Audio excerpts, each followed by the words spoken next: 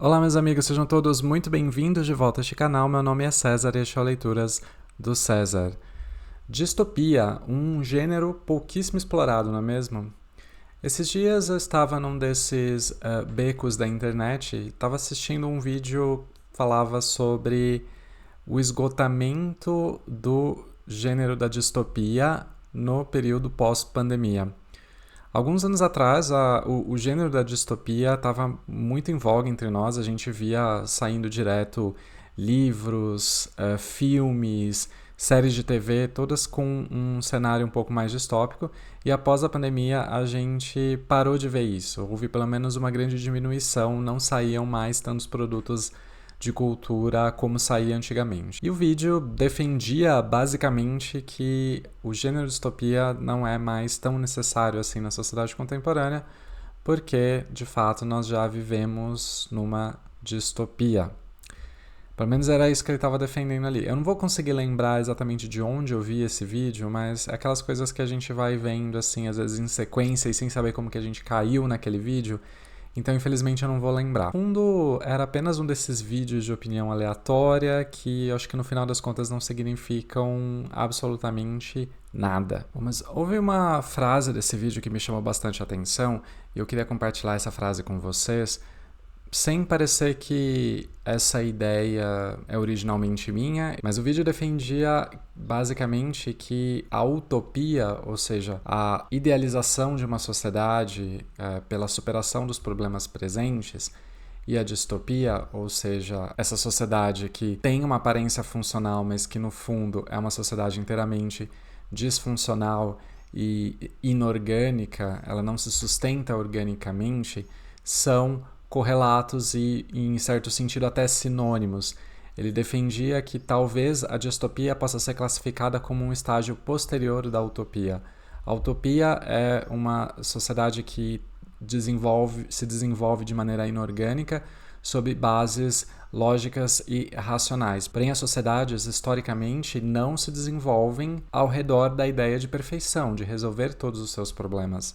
E por isso, qualquer utopia estaria destinada a se tornar, em certo momento, uma distopia. É super interessante nós fazermos essa aproximação entre os conceitos de utopia e distopia, porque eu acho que ela é bastante relevante para o livro que a gente vai falar hoje, que é Admirável Mundo Novo de Aldous Huxley, publicado em 1932. Olha, pessoalmente, eu tenho um grande interesse no gênero distopia, porque eu acho que é um gênero que anda sempre lado a lado com a ficção científica, que é outro gênero que me interessa bastante. E dos grandes livros distópicos do século XX, eu já li Nós, de Yevgeny Zamyatin, até tenho ele aqui do lado, vou pegar para vocês. Tá aqui na mão, olha, publicado em 1924, que é pessoalmente um livro que não me chamou tanto a atenção, é um livro que eu estava bastante curioso para ler e quando eu fui pegar eu não gostei tanto, mas eu acho que eu preciso dar uma segunda chance para ele, eu prometo que eu vou dar uma segunda chance para ele aqui nesse canal, porque eu não consigo nem lembrar exatamente por que eu não gostei desse livro.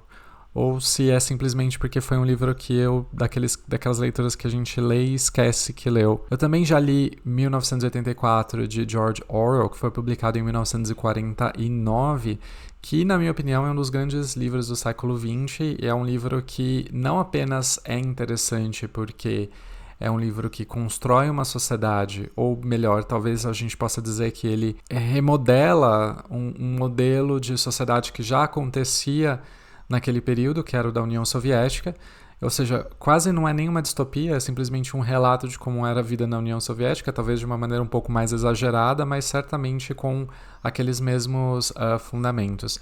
Esse livro é não interessante por causa dessas questões, mas eu acho que ele tem um enredo muito bem construído e muito bem desenvolvido, com personagens que são interessantes, que não são personagens que estão ali apenas para ilustrar conceitos daquele mundo, mas ele está ali para realmente nos representar dentro daquela história, como uma pessoa como nós, como eu, como você, se comportaria dentro daquela realidade distópica e como a gente seria oprimido dentro daquela realidade tão distópica sem que a gente se dê conta dessa opressão que a gente está sofrendo. Admirável Mundo Novo era a obra que faltava para essa trilogia das grandes distopias do século XX, então eu estava bastante curioso para ler e eu tinha um certo preconceito contra esse livro, porque eu já havia visto alguns comentários na internet que diziam que era um livro que,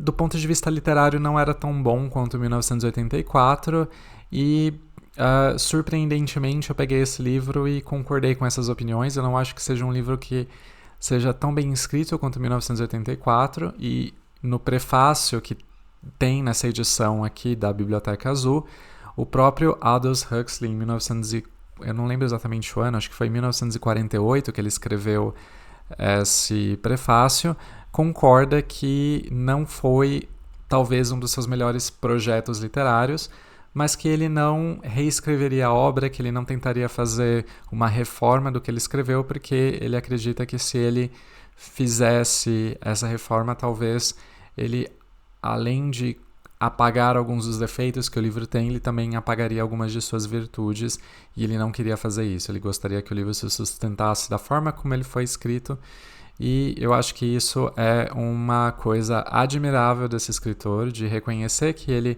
errou, mas ao mesmo tempo não vou corrigir o meu erro, eu vou deixar o livro como está exatamente, porque eu acho que hoje em dia a gente está vivendo uma febre de remakes de coisas do passado, e esses remakes eles tentam corrigir os erros dos filmes do passado, mas ao mesmo tempo que eles corrigem os erros, eles também estão eliminando muitas de suas virtudes, e eu acho que é isso que esses remakes que estão sendo feitos ultimamente de vários produtos de cultura não têm sido tão interessantes e não têm atraído tanto assim a atenção do público. Se Admirável Mundo Novo não me impressionou muito pelo seu enredo, ele certamente me impressionou pela sua construção de mundo. Nesse sentido, sim, eu acredito que seja uma obra que é bastante relevante para nós e é uma obra que tem coisas a nos ensinar sobre o mundo que nós vivemos. Em pouquíssimo tempo, esse livro vai completar 100 anos e eu ainda acho que ele é muito atual, né? A gente está talvez de uma certa maneira caminhando para uma sociedade assim, ou a gente tem alguns sinais de que as coisas que estão ditas ali, dos fundamentos daquela sociedade, têm se aproximado dos fundamentos da sociedade em que nós vivemos. E o interessante disso é que essa distopia a gente não consegue exatamente, talvez, classificar ideologicamente onde estaria essa distopia. Então, se você tem uma visão de mundo um pouco mais conservadora ou mais progressista, eu tenho certeza que você vai encontrar alguns elementos dessa obra que vão refletir aspectos da sociedade com os quais você vai concordar e outros com os quais você vai discordar. Mas enfim, isso já é outro papo. Como eu já expliquei para vocês, Admirável Mundo Novo faz parte desse gênero distopia. O gênero distopia imagina uma sociedade que é inorgânica, ou seja, uma sociedade que é construída de cima para baixo, geralmente com um estado totalitário que dita as regras e dita todos os aspectos da vida social, controla a maneira de ser, a maneira de pensar de toda a população, e essa opressão gera uma desumanização das pessoas, uma desindividualização das pessoas, uma massificação da população e, portanto, uma injustiça, uma sociedade completamente disfuncional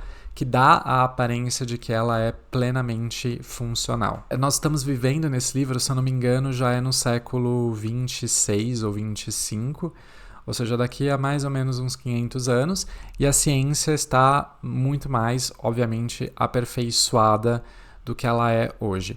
Existe apenas um único estado no mundo, não existem mais os estados nacionais, existe apenas um grande governo mundial que é governado por regiões, e esse governo dita as leis e as maneiras de ser e de pensar de toda a população com base no princípio de um utilitarismo extremo.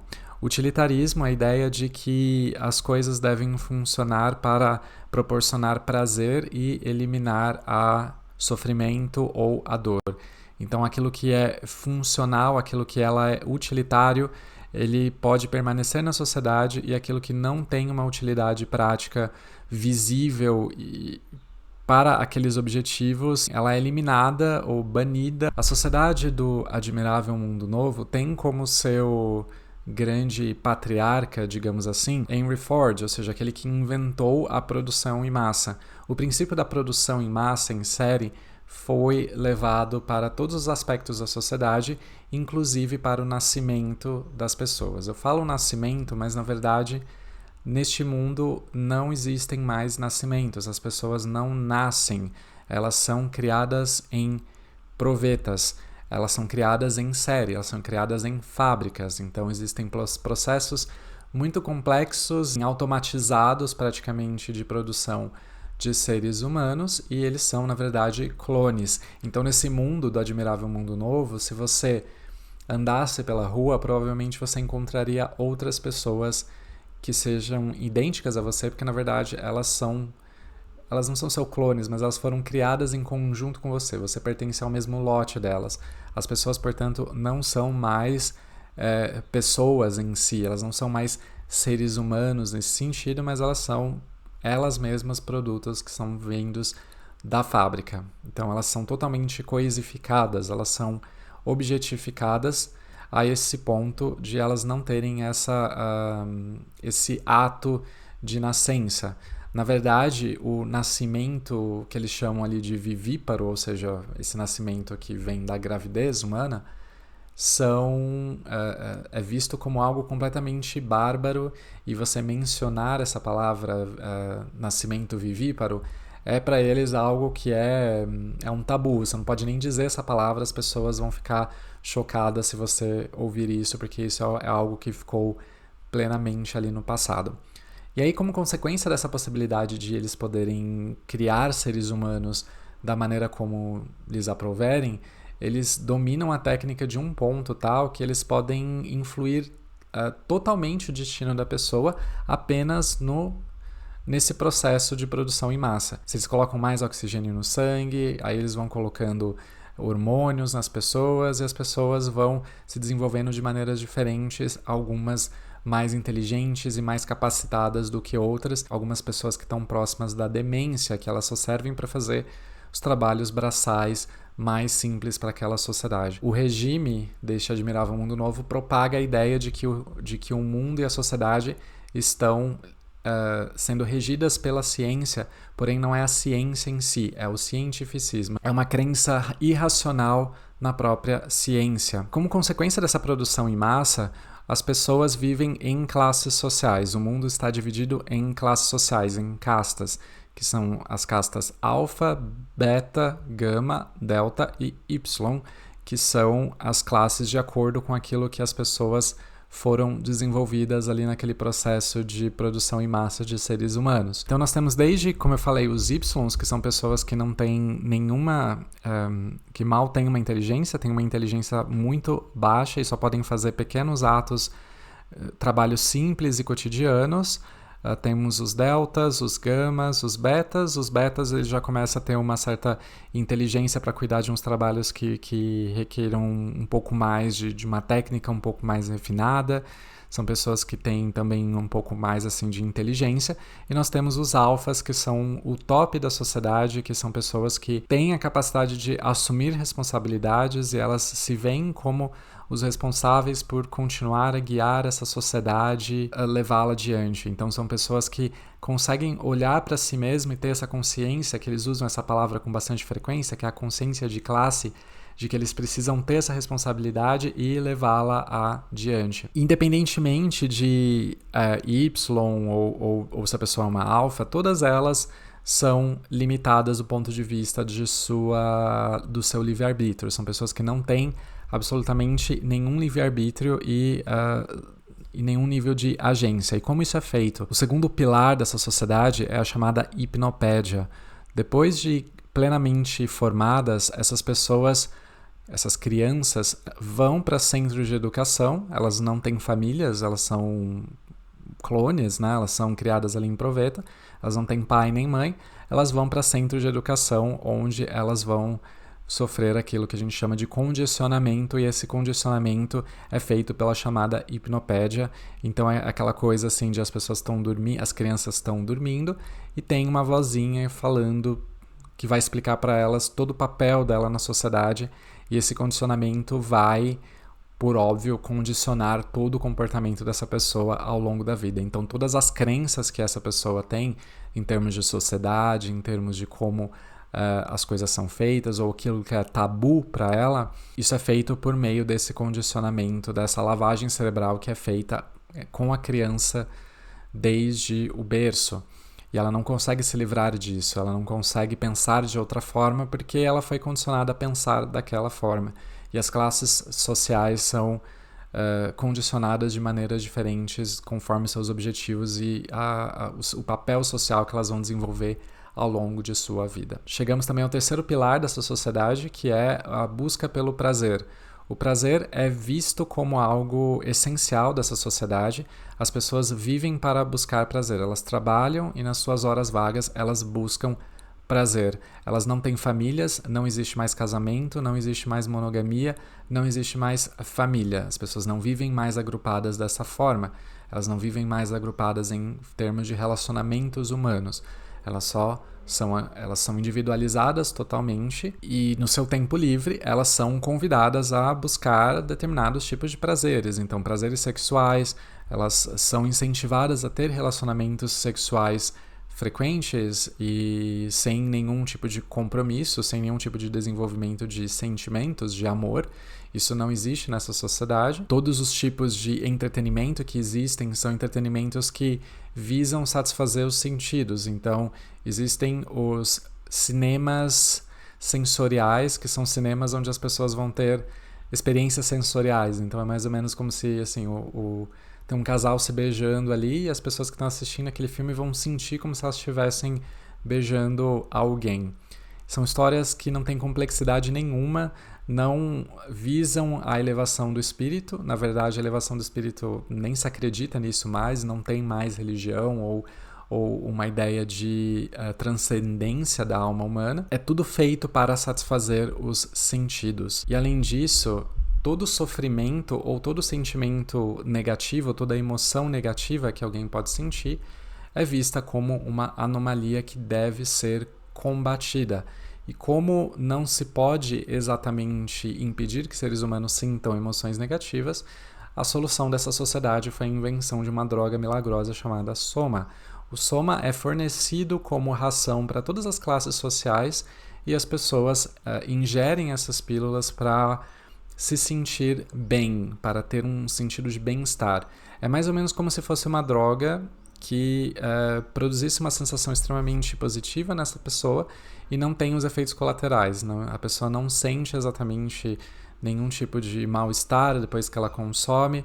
Então é algo que, num primeiro momento, ela é inofensiva para o ser humano, mas que depois a gente descobre que, na verdade, ela encurta a vida do ser humano também. Porém, num primeiro momento, ela não produz nenhum tipo de efeito colateral e por isso ela é consumida por todas as pessoas, independentemente da idade, até o fim de sua vida. E elas são consumidas mais ou menos como se fossem paliativos para essas emoções. Então, se alguém começa a sentir ciúme porque a pessoa que eu estou interessado está lá saindo com alguém, eu tomo soma para me sentir melhor ou para não me sentir triste e enciumado por causa disso. Se eu sinto uma frustração por conta de alguma coisa que aconteceu no meu trabalho, eu tomo soma para me sentir melhor e para não me sentir frustrado de novo. Então, esses sentimentos eles são combatidos dessa forma, eles nunca são enfrentados. É esse mais ou menos o mundo de Admirável Mundo Novo, e aí a gente entra agora um pouco na história, em que a história que eu digo que não é o ponto mais forte desse livro, mas eu acho que ela tem também aí o seu interesse, né? Nós temos alguns personagens centrais. O nosso protagonista, na verdade, é um rapaz que se chama Bernard Marx, que é um alfa. Ele pertence à classe mais importante dessa sociedade e é uma pessoa que tem uma uma grande responsabilidade, ele é uma pessoa considerada muito inteligente, porém existe uma peculiaridade nesse personagem. Ele é mais baixo do que as outras pessoas da sua classe. As classes também são divididas por alturas. Os Y são muito baixos e os alfas são altos, mas por alguma coisa que provavelmente aconteceu no laboratório, talvez ele não tomou o hormônio de crescimento suficiente, apesar de ele ter todas as características dos alfas, eles são uma pessoa com alta inteligência, capacidade de responsabilidade, senso estratégico, ele é mais baixo do que as outras pessoas. E por causa disso, ele se vê como, e ele é visto como alguém instintivamente inferior, porque as pessoas são condicionadas, todas elas são condicionadas a pensar que os alfas são pessoas altas e por eles serem mais altos, eles são também mais inteligentes e capazes. E o Bernard, coitado, ele é mais baixo e, portanto, ele precisa convencer as pessoas. Então ele tem esse trabalho extra de ter que enfrentar constantemente os condicionamentos das outras pessoas. Isso é algo que é determinante na vida dele, porque ele começa a pouco colocar esse condicionamento em perspectiva. As pessoas não questionam o próprio condicionamento, elas têm conhecimento, pelo menos os alfas e os betas, têm um conhecimento de que elas foram condicionadas ao longo de sua vida, porém elas não questionam o próprio condicionamento e o Bernard Marx, exatamente por conta dessas circunstâncias, começa a fazer esse questionamento. E isso vai colocá-lo numa certa rota de colisão com outras pessoas, porque ele percebe que existe algo, sim, de disfuncional naquela sociedade. Mas ele percebe isso muito sutilmente e ele, pouco a pouco, vai aumentar esses questionamentos, ao ponto de ele quase ser ameaçado de perder o emprego, porque as outras pessoas vão ver que ele não está agindo da maneira esperada, ele não está tendo essa consciência de classe a respeito dos alfas como seres superiores, e então ele está sendo ameaçado de ser mandado para uma ilha, para Islândia, num lugar, ou seja, quase que uma colônia penal, onde eles levam todas as pessoas ali indesejadas. Esse é o nosso protagonista, pelo menos na primeira parte do livro, na primeira metade do livro. Nessa primeira metade do livro nós temos também uma outra personalidade, que é a Lenina Crown. A Lenina é uma também alfa, e ela é uma espécie de contraposição a Bernard Marx, porque ela é uma alfa perfeita, ela é uma alfa que tem todas as características da alfa. Ela ilustra esse pensamento do Bernard Marx de que os alfas e todas as outras pessoas daquela sociedade são incapazes de olhar o seu próprio condicionamento em perspectiva. Então ela age da maneira esperada e ela tem todos os sintomas, digamos assim, de que ela foi corretamente condicionada. E ela vai ter uma espécie ali de papel fundamental nessa obra, porque ela vai primeiro ser o interesse amoroso do Bernard Marx. O Bernard Marx ele quer sair com a Lenina, mas ele tem um certo problema ali de autoestima ou de afirmação. É mais ou menos como se o Bernard Marx ele fosse o nosso herói incel. Eu fiquei brincando disso, que ele era o personagem que era o incel do livro e que ele, justamente por ele ser um incel, ele começa a questionar toda a estrutura da sociedade. E a história avança quando finalmente o Bernard Marx ele consegue convidar a Lenina para sair, para fazer uma viagem. É muito comum que as pessoas fizessem viagens para que elas pudessem aproveitar o tempo juntos e, enfim, se dedicar às suas atividades sexuais programadas. E ele convence a Lenina a sair com ele e eles vão para os Estados Unidos. A história se passa em Londres, mas eles vão aos Estados Unidos, ao Novo México, num lugar que é uma reserva de selvagens. Essa parte eu acho que ela seria meio... A maneira como ele descreve as coisas talvez eu acho que hoje seria um tanto quanto cancelável nesse sentido, mas é uma obra de 1932, então acho que tá bem ok. Ele não tá fazendo isso exatamente para... como uma forma de preconceito ou de, enfim, algum ismo aí que vocês podem pensar, mas é simplesmente uma maneira que ele está usando ali para contrabalancear essa sociedade. Existe uma reserva indígena ali nos Estados Unidos, no Novo México, e eles vão passar um tempo nessa sociedade. E nessa sociedade indígena, que ela é totalmente cercada, as pessoas dali nascem ali, e morrem ali, elas não podem sair, elas vivem a vida como, digamos, entre aspas, entre todas as aspas do mundo, dos nossos tempos. Então, eles têm casamentos, eles têm cerimônias religiosas, eles têm uma espécie ali de culto que mistura crenças de diversas origens, crenças que são tanto crenças indígenas como o cristianismo, são, assim, eles vivem dessa forma mais antiquada, digamos assim. Então eles se casam, eles têm filhos pela maneira tradicional, são monogâmicos. Isso é visto por todas as outras sociedades como algo extremamente... é um tabu ali. Ninguém do Admirável Mundo Novo tem nem mesmo coragem ali, porque eles acham que aquilo é tão bárbaro e tão antigo e antiquado que ver aquela sociedade para eles é algo extremamente negativo. E algumas pessoas não conseguem nem suportar estar ali, porque é algo que para eles é tão grotesco e é tão... chega a ser quase demoníaco para eles estar ali no meio daquela sociedade.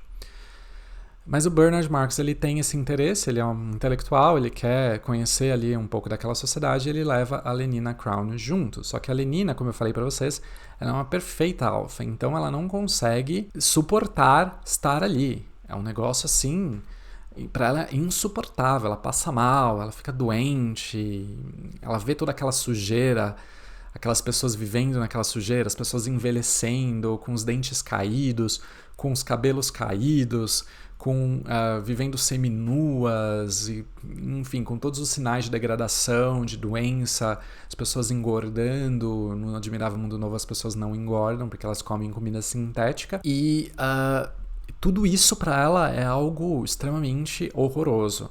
Mas o que a gente extrai dessa viagem, e aí vai começar a segunda parte, que eu acho que é a parte que é efetivamente interessante desse livro, é que nós temos contato com uma pessoa que é muito curiosa, que é a Linda. Nós ficamos sabendo que um dos chefes do Bernard Marx, que é aquela pessoa que está querendo mandar ele para a ilha, é uma pessoa que alguns anos antes havia feito também essa mesma viagem ao Novo México com uma beta chamada Linda.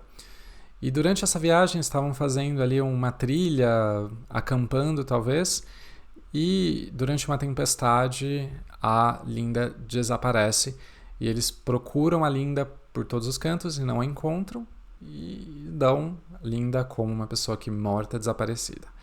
E aí a vida que segue, porque afinal de contas a morte é vista também como algo extremamente natural, a morte não é lamentada, a morte é simplesmente aceita como um fato, as pessoas não sentem luto, elas não sentem saudades das pessoas que se foram, e a vida seguiu em frente, eles praticamente ali esqueceu da Linda, às vezes ele lembra dela, mas ele se sente culpado por se lembrar da Linda, porque pensar no passado também é um tabu naquela sociedade.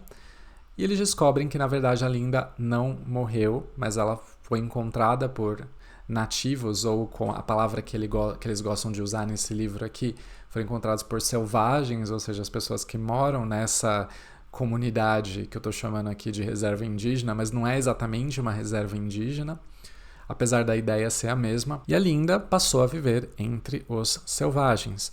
A Linda agora ela está aí nos seus 40 anos, mais ou menos essa idade, e ela não é mais aquela pessoa que saiu do Admirável Mundo Novo. Ela engordou, ela envelheceu, ela perdeu dentes, enfim, ela não é mais aquela pessoa de antigamente.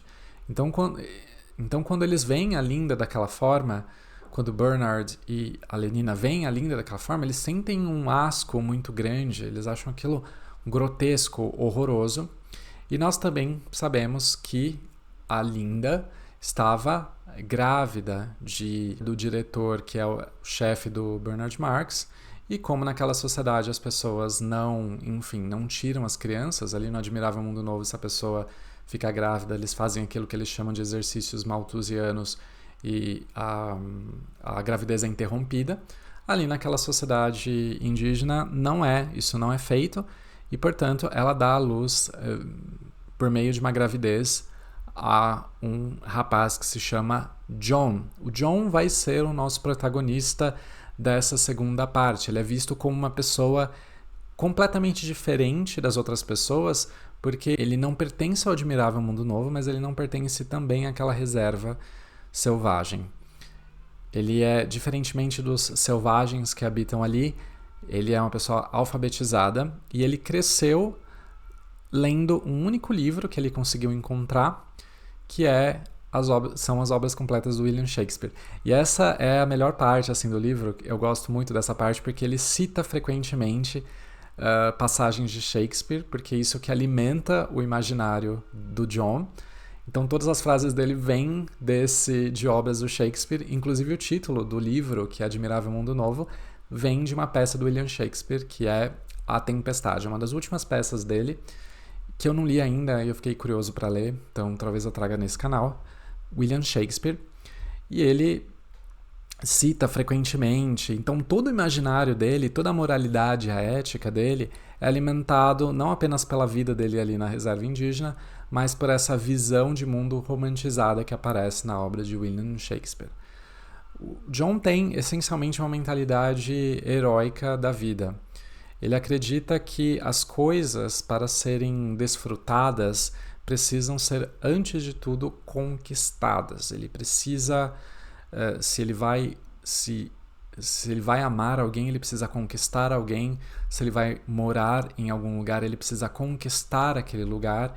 Ele tem essa noção de que é preciso passar por dificuldades para que se possa desfrutar da glória de ter determinadas coisas ou de possuir determinadas coisas. E isso também é contrário ao mundo do Admirável Mundo Novo, onde as coisas não precisam ser conquistadas, elas são dadas, elas são tidas como dados que são fornecidos pelo Estado, as casas, os relacionamentos, é tudo fornecido pelo Estado.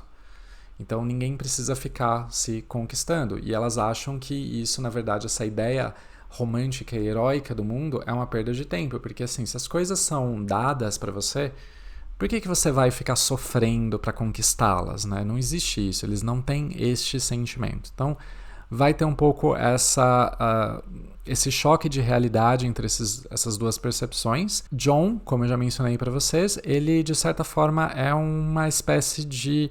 Ele tem muitas coisas em comum com Bernard Marx, porque o Bernard é um estranho no seu próprio mundo. Ele é um alfa, mas ele não é um alfa perfeito. Ele não é um alfa que tem todas as características de ser um alfa, então ele é percebido por todos os seus pares como uma pessoa diferente e talvez até inferior. Enquanto que o John é uma pessoa que nasceu à moda antiga, nasceu viviparamente, não sei se essa palavra existe, mas vive num mundo que não é o mundo dele, no mundo em que ele é visto como alguém que pertence a todos, porque ele é filho de alguém do lado de lá, ele é filho de alguém que veio do Admirável Mundo Novo. Então, portanto, ele não é uma pessoa que nasceu de fato entre nós, então nós não aceitamos esse homem plenamente. Os dois vão ser muito semelhantes nesse sentido, porém eles vão ter destinos um pouco diferentes. Então o Bernard tem essa ideia de levar esse personagem, o John, que vai ser simplesmente tratado pelo livro como selvagem, com S em letra maiúscula, o selvagem, e a Linda de volta para o Admirável Mundo Novo. Isso vai causar ali um frisson vai causar um frisson na sociedade e vai desembocar em toda a parte final do livro, que eu não vou contar para vocês, mas é legal como ele progressivamente vai fazendo com que essa sociedade aparentemente perfeita vá se mostrando a sua disfuncionalidade e que como muitas dessas características que eles negam tão profundamente ainda estão latentes na sociedade, estão esperando simplesmente um momento ali para desabrochar. Inclusive o final dele é meio grotesco, até a cena final desse livro me lembrou de um filme que saiu acho que uns 2, 3 anos atrás, não sei, não lembro agora, que se chama Midsommar. É um filme de terror, é um filme bem perturbador, inclusive. Eu não gostei tanto desse filme assim, mas ele tem uma cena final que é bastante perturbadora e que me lembrou muito esse final de Admirável Mundo Novo também, em que as pessoas têm ali uma espécie de êxtase coletivo assim, é bem estranho, é bem esquisito mesmo. Isso para mim aponta para uma impossibilidade de desumanizar totalmente as pessoas, de que existem rituais ou existem questões ali que são tão antigas na alma humana que elas simplesmente não podem ser apagadas, e que até essa sociedade perfeita que tenta se colocar como uma civilização não consegue apagar. E o outro interesse também que eu achei desse livro é que em algum momento isso vai ser explicado pra gente, quase no final, em que o John vai ter um debate com um personagem que é um dos administradores mundiais, que é uma pessoa que superou totalmente o seu condicionamento, porém ele escolheu viver conforme o seu condicionamento. E ele explica para o John que o que na verdade eles estão vivendo naquele mundo não é exatamente a ciência. Eles colocam tudo como ciência, mas eles não estão vivendo de acordo com a ciência. Eles estão vivendo de acordo com uma espécie de cientificismo. Então as pessoas têm aparentemente um conhecimento científico das coisas, mas elas não sabem nem mesmo explicar e entender. E, na verdade, a ciência, como é proposta por essa sociedade, é uma ciência que, na verdade, é um dogma religioso. Ela não pode ser contestada. Qualquer avanço científico que não esteja de acordo com a ideologia predominante vai ser barrado, vai ser interrompido. E eu acho que isso talvez seja um dos aspectos que mais dizem respeito à sociedade de hoje, né? Que muitas vezes é impossível para algumas pessoas fazer essa diferença entre um método científico, a ciência, que no final das contas é algo que nos leva sempre a ter uma certa desconfiança e de a gente estar preparado para aceitar novos entendimentos a respeito desses fenômenos físicos e da natureza. E de outro lado, o cientificismo, que se torna esse dogma incontestável e que é simplesmente, no final das contas, uma reafirmação de uma ideia dominante, de uma ideia que é imposta para as pessoas, e elas não têm um pensamento crítico, elas não conseguem entender de fato, elas não conseguem explicar aquele conceito científico, mas eles defendem esse conceito científico como se fosse algo inquestionável. Bom, eu acho que é mais ou menos isso que eu queria falar sobre esse livro. Eu espero que esse vídeo não tenha ficado muito longo e cansativo. Eu agradeço a todos vocês que assistiram esse vídeo até o fim. Eu fico realmente muito feliz com cada view, com cada like, com cada comentário que eu recebo nos vídeos. Eu leio tudo. E eu espero que vocês tenham uma excelente semana. Boas leituras. Até a próxima. Tchau, tchau.